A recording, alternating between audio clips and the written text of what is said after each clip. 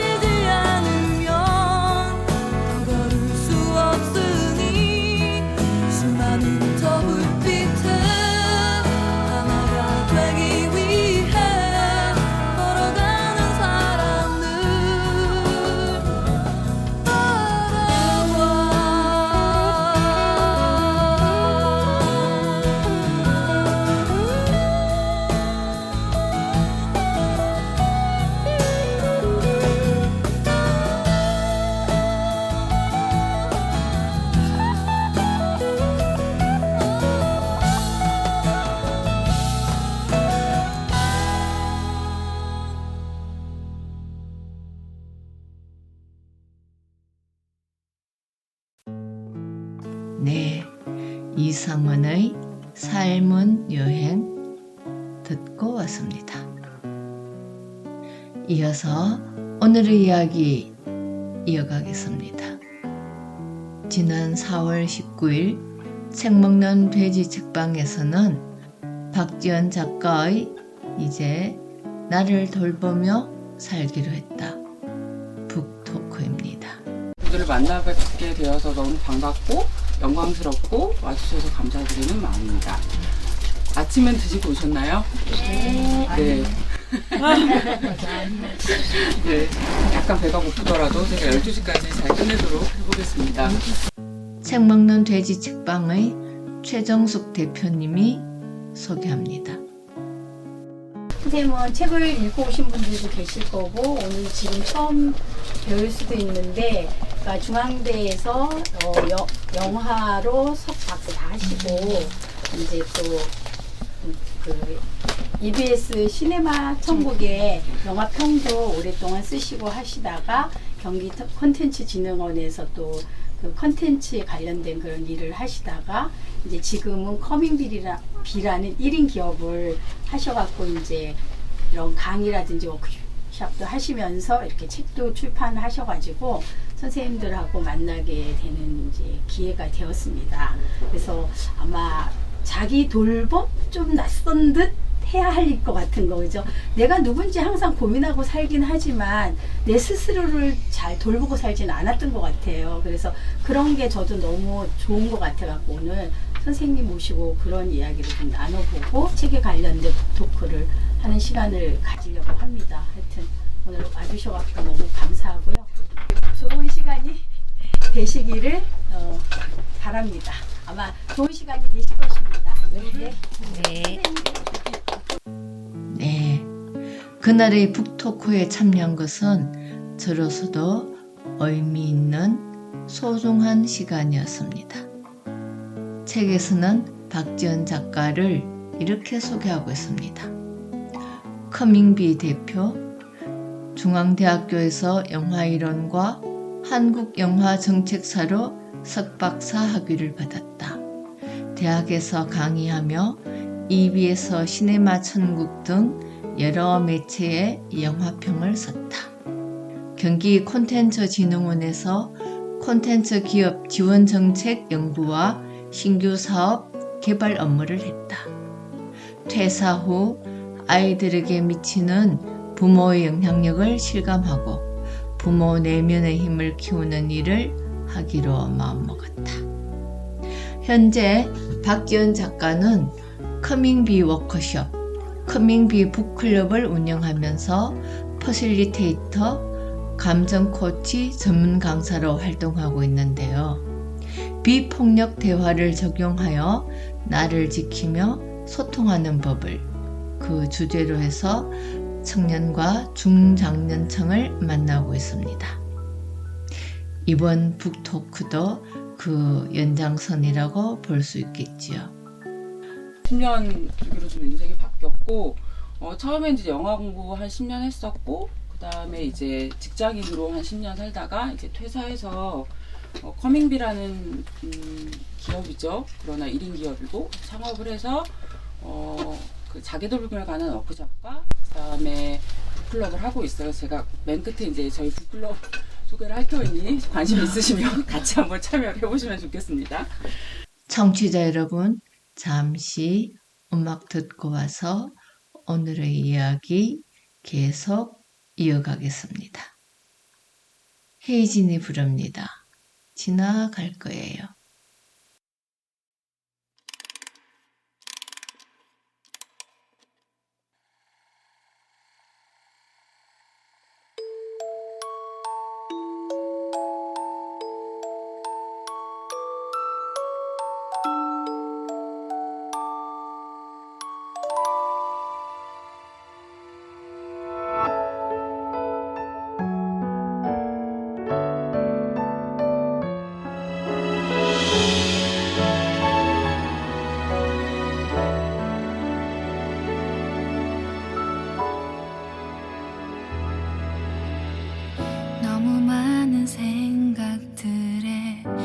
수 없을 때 떠나버리고 싶을 때 이 노래를 들어요.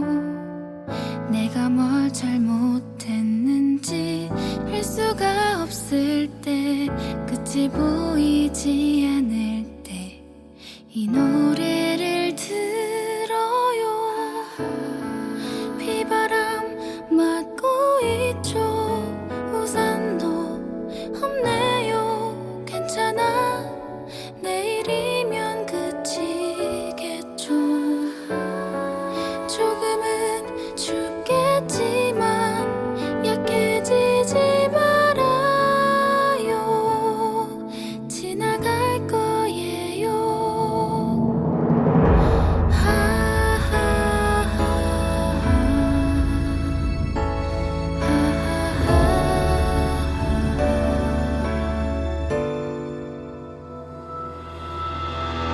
길을 잃은 건 아닌지 어디쯤 온 건지 조금은 두려워질 때 이 노래를 들어요.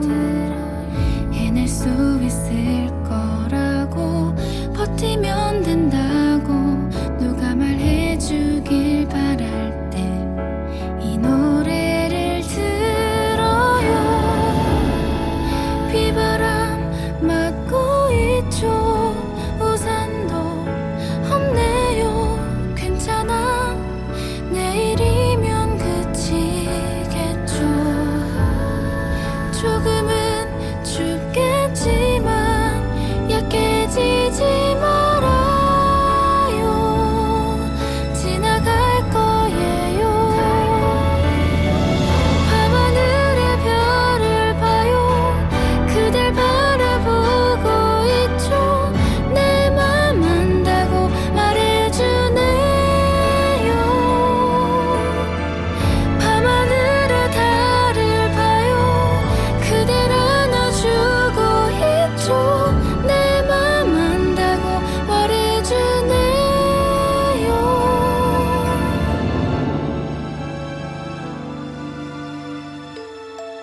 비바람 맞고 있죠. 우산도 없네요. 괜찮아. 내일이면 그치겠죠. 조금은 춥겠지만 약해지지 말아요. 지나갈 거예요.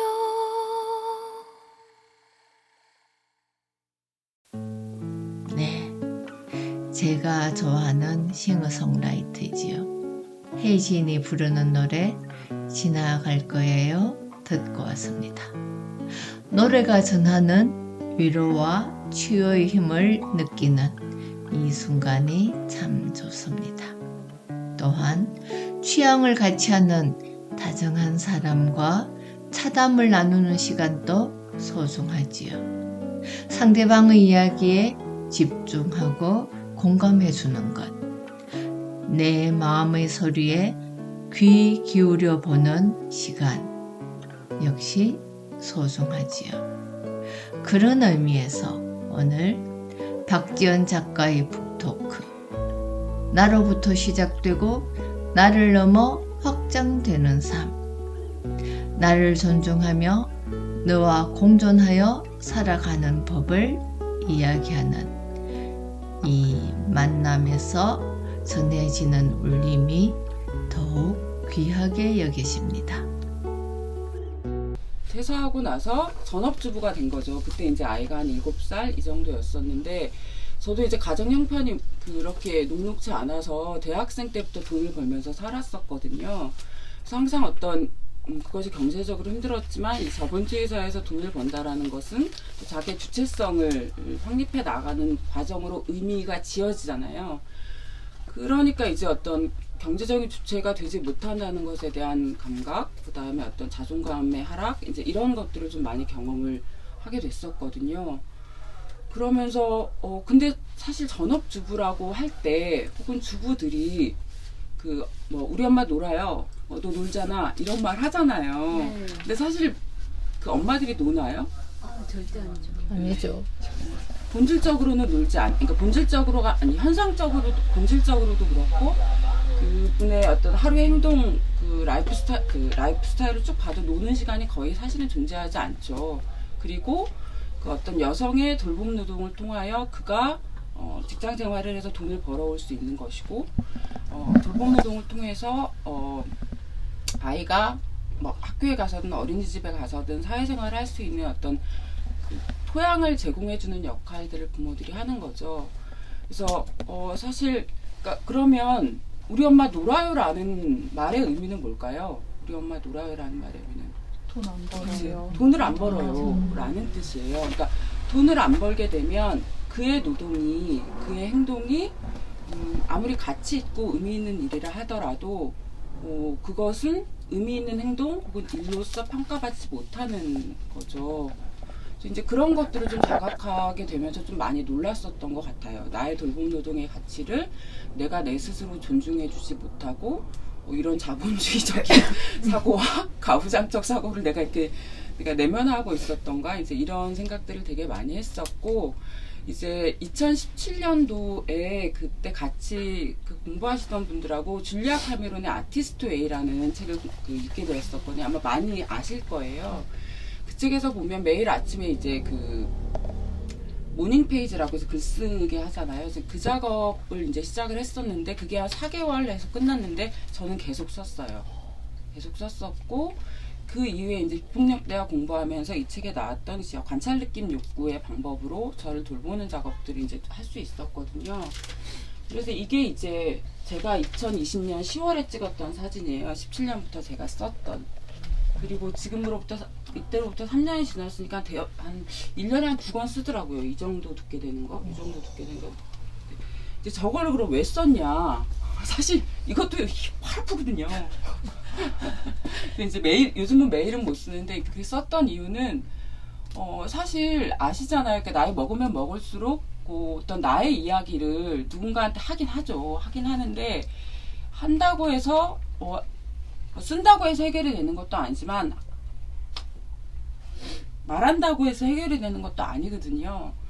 그래서 이제 나의 이야기를 그냥 계속 적었던 것 같아요. 그 과정에서 되게 후련했고 시원했고 이제 이런 것들이 있었고 어떤 내가 진짜 내고 싶은 목소리는 뭐지? 나의 목소리는 뭐지? 아까 그 엄마는 놀아요 라고 이야기를 할 때 근데 그게 내 목소리야 아니면 다른 사람의 목소리야 어떤 나의 목소리와 사회의 목소리를 구분하는 시간들을 그 시간을 통해 가질 수 있었던 게 있었던 것 같아요. 그리고 또 어쨌든 이제 일을 하던 사람이 그러니까 여기서 일이라는 것은 돌봄 노동을 얘기하는 것이 아니라 그런 가정과 내 생활 반경을 벗어난 곳에서의 일이 사라졌을 때 느끼는 불안이 있잖아요. 나 앞으로 어떻게 살지? 정체되면 어떡하지? 막 그런 불안들이 되게 많이 몰려오고 그래서 어떤 미래에 대한 불안은 이제 지금 보면 누구에게나 가지고 있고 자연스러운 일인데 그게 되게 불안했었는데 이제 계속 이렇게 쓰는 작업들을 통해서 그런 것들을 정리해 나갈 수 있었던 것 같아요. 나는 어떻게 살아야 되지? 뭘 하고 싶지? 내가 진짜 원하는 건 뭐지? 이런 것도 좀 정리할 수 있었던 시간이었고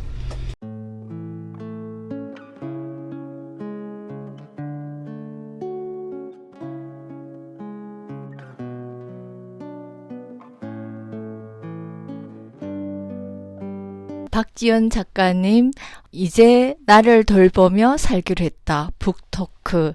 네, 오늘 많은 분이 참석하셨고요. 또 활발한 질의응답이 있었고, 또 서로 공감하면서 소중한 시간을 가졌습니다.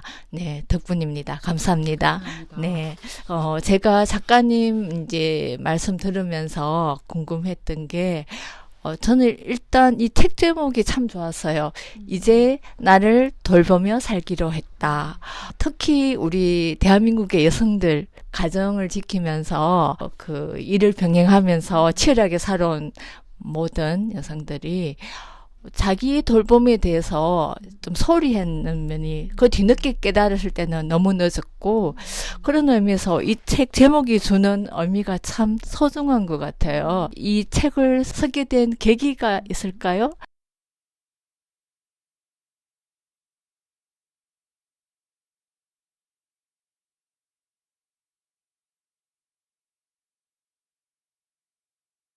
책을 쓰게 된 계기는 제가 이제 직장 생활 한 10년 정도 하다가 퇴사를 했는데요.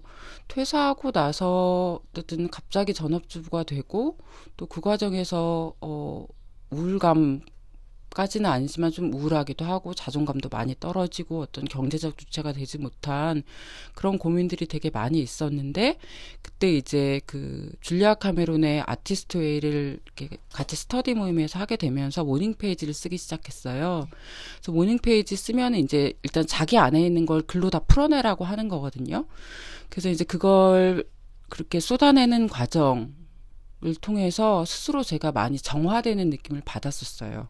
정화되는 느낌을 되게 많이 받았었고, 그래서 스터디 모임 끝나고 다른 분들이 어떻게 하셨는지 잘 모르겠는데 저는 계속 썼어요. 왜냐면 그걸 쓰는 것 자체가 제 삶에서 너무 중요했던 것 같아요. 그래서 왜 운동을 하시는 분들이 꾸준히 하시는 분들은 운동이 좋아서 하시는 분들도 있지만 자기가 운동을 안 하면 못 살 것 같아서 운동하시는 것처럼 저는 그거 쓰는 것 자체가 저한테는 너무 중요해서 아침마다 일어나서 그걸 이렇게 썼었고요.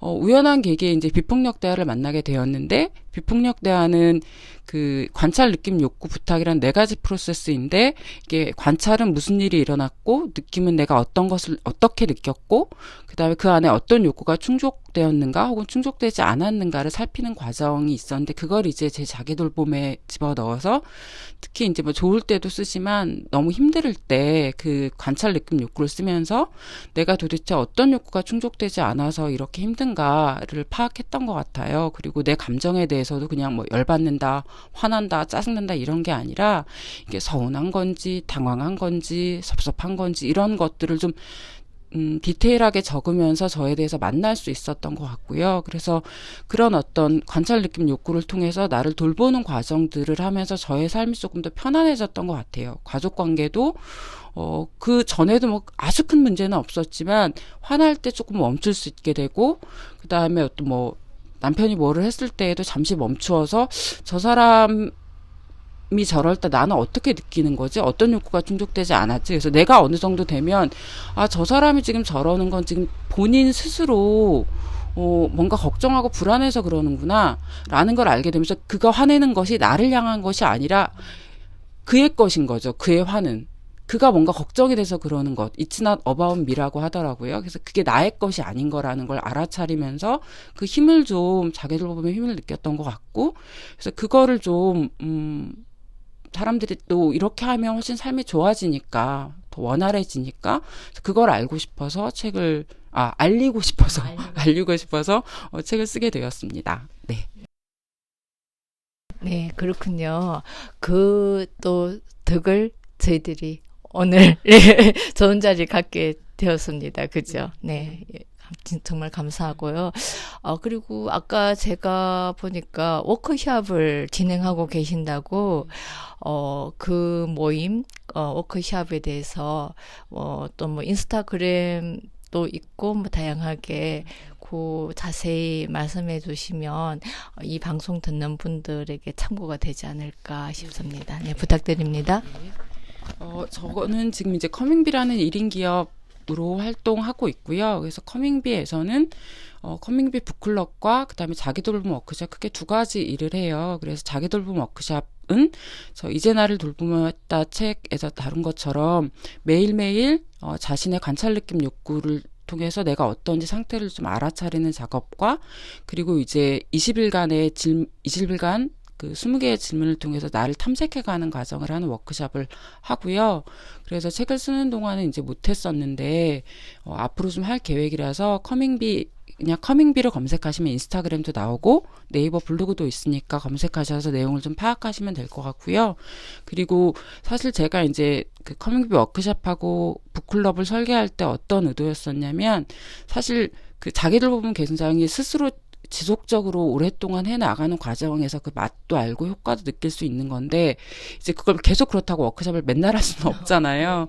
그런데 이제 책을 읽는 그러니까 어떤 성인의 책 읽기라고 하는 것은 책을 통해서 나의 삶을 돌아보고 혹은 책의 이야기와 나의 삶을 연결시켜서 적용해가는 과정이라고 보아서 워크숍을 통해서 자기돌봄을 하고 커뮤니티 북클럽에서 어떤 이것을 책이라는 형태의 자기돌봄을 하자라는 그 2가지 틀로 설계를 했었거든요. 그래서 커뮤니티 북클럽 좀 같이 참여하셔서 책 읽으면서 나를 만나는 과정, 그리고 어떤 내가 고민하고 있는 것들이 나만의 것이 아니라 타인도 그런 것들을 알아가는 과정에서의 어떤 연결감, 연대감 이런 것들을 책을 읽고 같이 나누는 과정에서 느끼시면 좋을 것 같습니다. 감사합니다. 네. 네, 알겠습니다. 먼저 저부터 인스타그램 팔로우부터 먼저 시작하겠습니다. 네, 감사합니다. 네. 네, 박지연 작가의 북토크 이야기 전해드렸습니다. 작은 책방이 꽉 찰 정도로 많은 분들과 함께한 다정한 시간, 그 시간이 오래도록 좋은 기억으로 남을 것 같습니다. 동네 책방이 지닌 장소성도 새삼 특별하게 여겨집니다. 청취자 여러분, 우리가 마주치고 만나는 공간이 어느 곳이든 취향을 같이 하는 사람들이 함께 나누는 이야기 안에는 늘 우리를 설레게 하는 그 무엇이 있지요. 그래서 우리는 또 그 다음을 기대하게 됩니다. 그런 의미에서 책 먹는 돼지 책방이 4월 26일에 진행하는 꽃꽃책 모임을 소개합니다. 4월의 꽃꽃책은 라우라 에스키벨의 달콤 쌉싸름한 초콜릿입니다. 저는 예전에 영화로 먼저 연습했는데요. 오랫동안 그 감동과 여운을 잊지 못했습니다. 취향을 같이 하는 분들과 의미 있는 시간을 함께 하고 싶은 분들은 인스타그램에서 책 먹는 돼지의 DM으로 미리 신청하시기 바랍니다. 청취자 여러분, 오늘은 동네 책방 책 먹는 돼지를 찾았습니다. 다음 시간에도 또 다른 마주침과 만남의 이야기 계속 이어가겠습니다. 도시노마드 빨강머리 앤 덕후 영앤이었습니다. 김유나와 최보훈의 노래 들으며 다음 시간에 다시 만날 것을 기약합니다.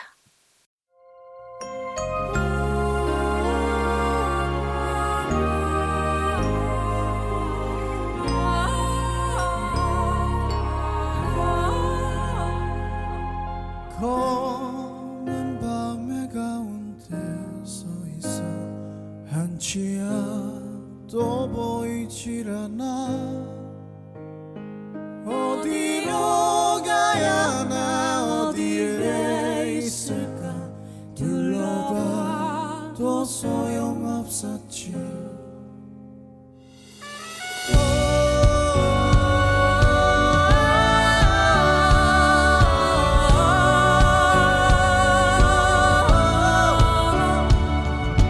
검은 밤의 가운데 서 있어 한치 앞도 보이지 않아. 어디로 가야 하나, 어디에